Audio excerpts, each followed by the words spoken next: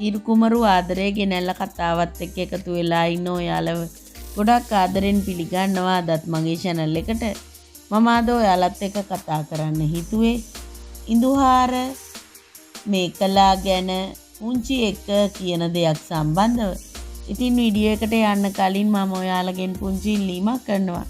මගේ channel එක මුලින්ම subscribe කරලා එකතු වෙන්න කියලා ඒ වගේම like කරන්න, comment කරන්න, තවත් නොදන්න යාළුවෙකුට දැනගන්න share කරන්න කියලා. ඉතින් ඉඳුහාරට මේකලාගේ පොඩි වෙනස්කමක් දැනෙනවා ටික දවසක ඉඳලා. මොකද මේකලා මේ වෙද්දි pregnant කියලා බොහොම සතුටින් තමයි ඇත්තටම අම්මා වගේම ඉඳුහාරත් ඉන්නේ. ඉතින් නමුත් ඒක ගැන වැඩි සතුටක් පුංචිගේ හිතේ නෑ කියලා ඉඳුහාරට තේරුම් ගියා. ඉතින් ඉඳුහාර කල්පනා කරලා බැලුවා පුංචි ඇයි හැමෝටම මෙච්චර ආදරය කරන පුංචි මේ මේකලා ගැන වැඩි තැකීමක් නැත්තේ කියලා. ඊටත් වැඩිය මේකලාගේ හැසිරීම ගැන එන්නම ලොකු සැකයක් ඉඳුහාරගේ හිතේ තියෙනවා. ඉතින් ඇත්තටම ඉඳුහාරට ඒ ගැන කතා කරන්න කෙනෙක් නැහැ.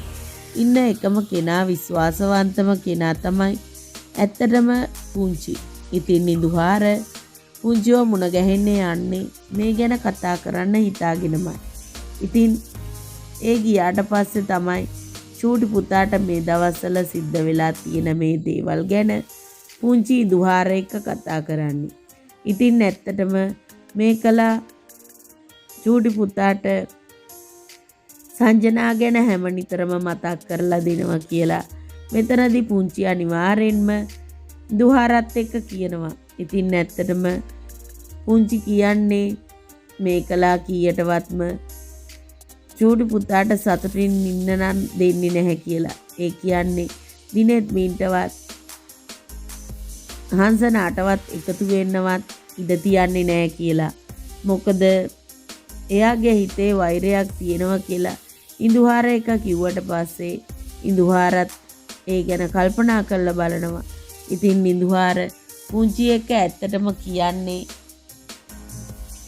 මේකලා ගැන මටත් ලොකු සැකයක් තිබ්බා පුංචි කියලා.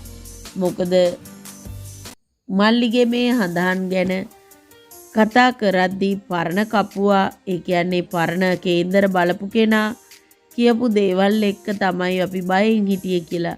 නමුත් දැන් අලුත් කෙනෙකුට කියලා අපි බලනවා කියලා තමයි පුංචි එක කියන්නේ. ඉතින් ඇත්තටම පුංචි කියන්නේ ওই දේවල් නම් විශ්වාස කරන්න බෑ.